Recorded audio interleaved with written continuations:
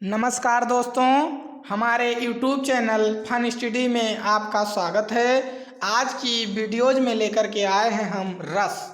रस क्या होता है, बहुत पूछा जाता है कॉम्पिटिटिव एग्जाम में भी, और बोर्ड परीक्षा में तो पूछा ही पूछा जाना है, कोई गुंजाइश ही नहीं है कि ना पूछा जाए। तो सबसे पहले हम जानेंगे कि रस का अर्थ क्या होता है, रस की परिभाषा क्या होती है और रस कैसे हम जानेंगे, कैसे सीखेंगे। तो कह रहा है कि रस का शाब्दिक अर्थ है आनंद। क्या है? रस का शाब्दिक अर्थ है क्या है? आनंद। क्या है? आनंद। फिर कह रहा है, अब हम जानेंगे कि काव्य कहते किसे हैं। तो कह रहा है किसी काव्य को, काव्य क्या है? कविता कह लो, पोयम कह लो, गीत कह लो या लिरिक कह लो, कोई भी धुन। काव्य को पढ़ने या सुनने और नाटक को देखने से पाठक, पाठक मतलब पढ़ने वाला, और श्रोता सुनने वाला को जिस आनंद की अनुभूति होती है, या उसके हृदय में जिस आनंद की अनुभूति माने प्राप्ति होती है, उसे क्या कहते हैं? बोलो, रस कहते हैं। तो क्या लिखेंगे? रस का शाब्दिक अर्थ है आनंद या मनोरंजन, और काव्य को पढ़ने या सुनने और नाटक को देखने से पढ़ने वालों को और सुनने वालों को जिस आनंद की प्राप्ति होती है उसे रस कहते हैं।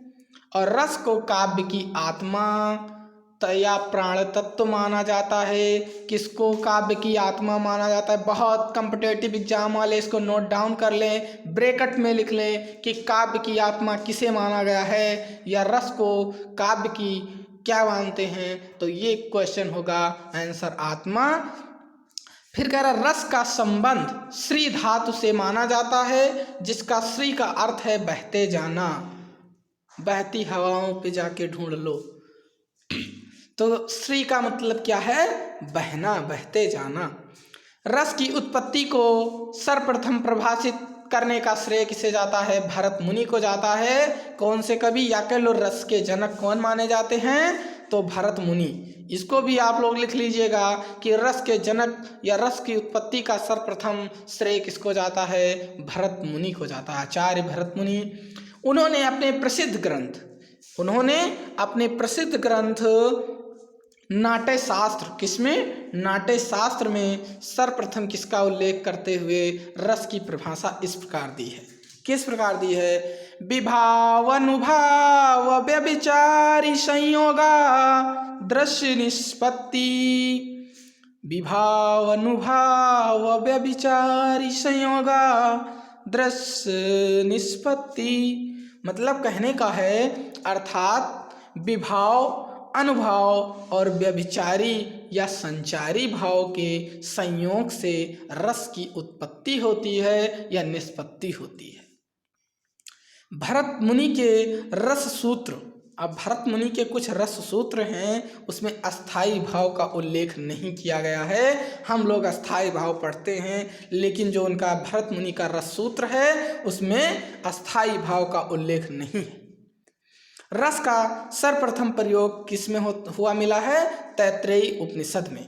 किसमें? ये चीज पूछा जा सकता है कि रस का सर्वप्रथम प्रयोग कहाँ हुआ है? तैत्रेयी उपनिषद में।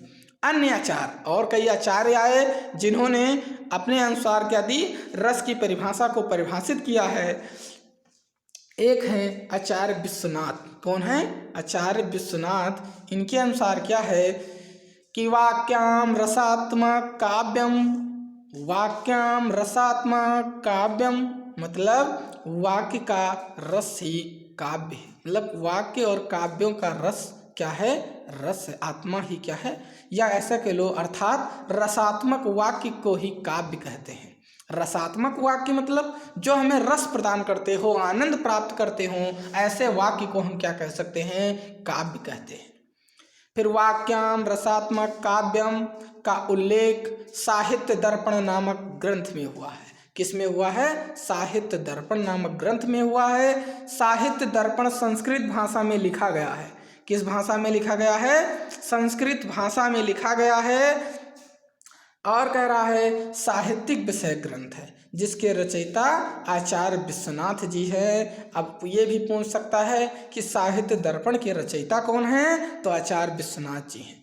फिर आचार्य अभिनव गुप्त ने लिखा है नवमोदापि शांतो रस, नवमोदापि शांतो रस कहकर नौ रसों को काव्य में स्वीकार है। नवमोदापि शांतो रस मतलब उन्होंने 9 रसों को स्वीकार किया है।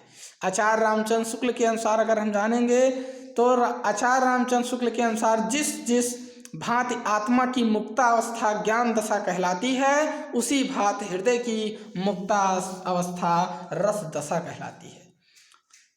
रस के अंग हिंदी व्याकरण के अंतर्गत रस के 4 अंग या अवयव माने गए हैं। कौन कौन से? भाव, विभाव, अनुभाव और संचारी भाव। कौन से? भाव, विभाव, अनुभाव और संचारी भाव। और अस्थाई भाव एक हमारा अलग है। स्थाई भाव को हमें पढ़ना है कि किस रस के कौन से अस्थाई भाव हैं। अगली वीडियोज में हम रस के प्रकार जानेंगे कि कितने रस होते हैं। 9 रस जो दिए हैं किसने?